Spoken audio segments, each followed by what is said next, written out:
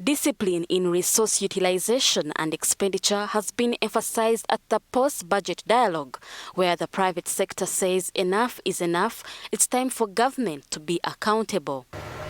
It renders us as Ugandans quite useless when we see the same money that is collected from the taxpayer being wastefully, and I say wastefully, used by those who can use it. The PSSC called it budget games. When we tried to hold our parliament to account last year, we paid the price for it. But we see how taxpayer money is abused on a daily.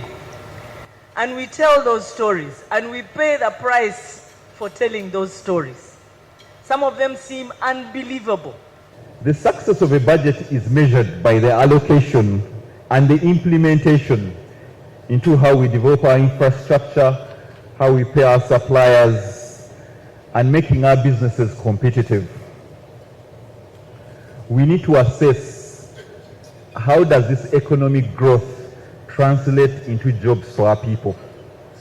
How do we support entrepreneurs and SMEs to fully capture the emerging opportunities? We now have a new government, so we have a new cabinet. Okay, some of the faces may still be familiar, but they've moved them across, to different ministries. Okay, so, and then we have a parliament. Again, you may say most of the faces are familiar, but they need to settle in first. What does that mean? When you have a very ambitious budget that needs to be, implemented, and you have people who need to settle in. These are some of the challenges. Starting with the procurement process, government says it is stepping up efforts to enforce stricter budget discipline across ministries and agencies, with tighter controls on how public funds are allocated and spent to improve accountability and direct resources to priority sectors.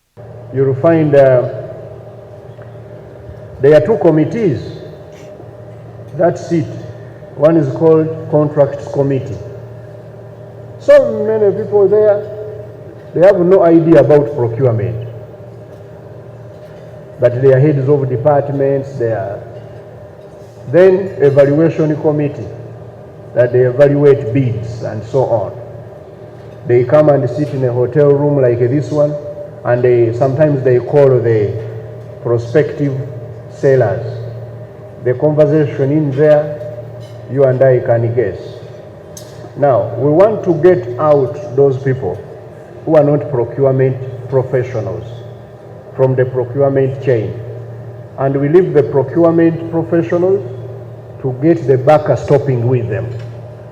The accounting officer and the PDU are going to be the ones to go to Luzira when they fail to do the right thing.